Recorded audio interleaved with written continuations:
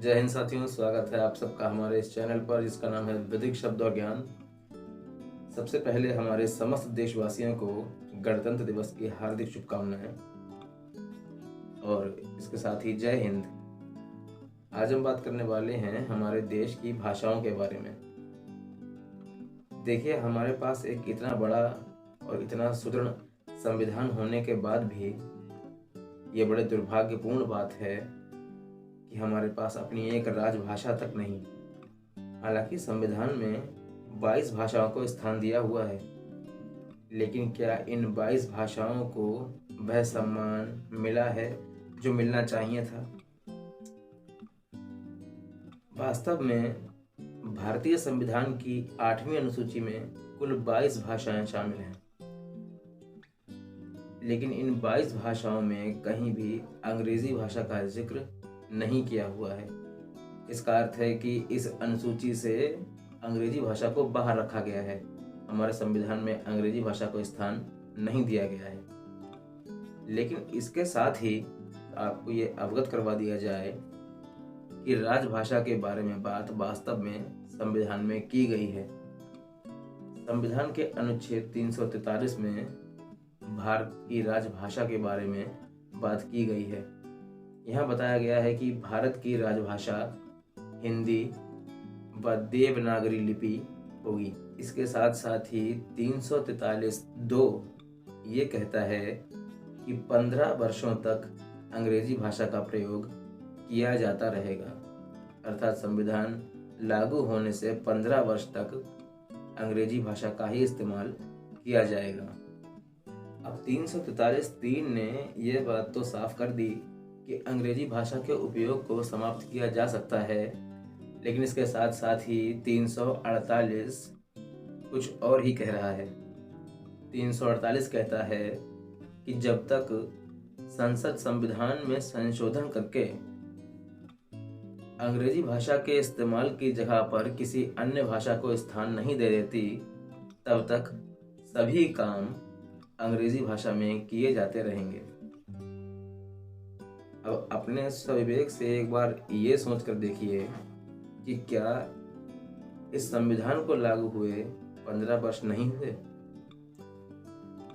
इस संविधान को लागू हुए इतनी वर्षें हो चुकी हैं कि आज हम 75वां गणतंत्र दिवस मना रहे हैं, लेकिन आज तक ये 15 वर्ष पूरे नहीं हो पाए। हमारे देश का सुप्रीम कोर्ट, हमारे देश की सरकारें आज भी इंग्लिश भाषा में काम करते हैं, जबकि ऐसा भी नहीं है कि अंग्रेजी भाषा को समाप्त करने का कोई अधिकार संविधान में नहीं दिया गया।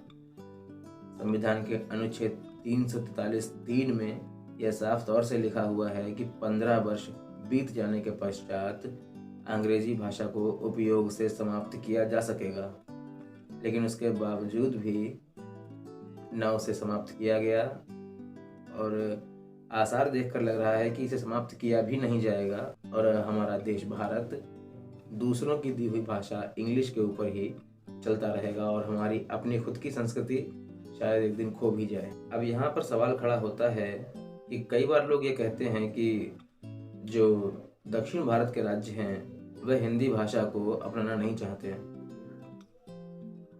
तो दक्षिण भारत के राज्य एक बार ये विचार करके देखें कि वे अपने ही देश की भाषा को अपनाना नहीं चाहते और वह फिरंगी जो उनके ऊपर शासन करके गए हैं, उनके ऊपर जुल्म करके गए हैं, उनकी भाषा को अपनाने के लिए तैयार हैं, लेकिन अपने देश की भाषा को अपनाने के लिए तैयार नहीं हैं। ये कौन सी विचारधारा है?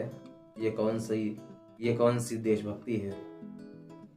यदि भारत का ही कोई राज्य किसी विदेशी भाषा का उपयोग बड़ी ही शान से करे और अपने ही देश की भाषा का विरोध करे, तो कहाँ इसमें सम्मान है देश के प्रति?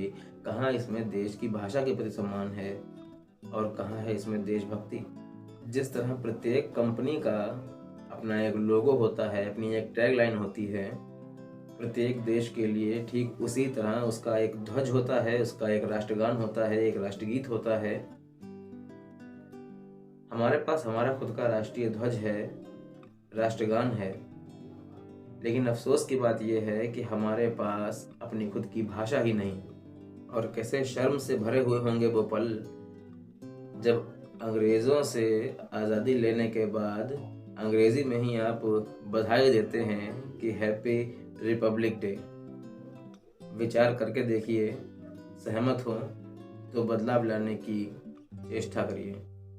इस वीडियो के अंत में इतना ज़रूर बता दिया जाए कि ये वीडियो किसी भी तरह से किसी भाषा, देश या संस्कृति का विरोध नहीं करती, बल्कि यहाँ पर सिर्फ जागरूक किया जा रहा है, इसलिए क्योंकि समय के साथ साथ हिंदी भाषा का उपयोग पूरी तरह से ख़त्म होता जा रहा है और प्रत्येक कार्य इंग्लिश में किए जा रहे हैं और इंग्लिश भाषा को ही बढ़ावा दिया जा रहा है।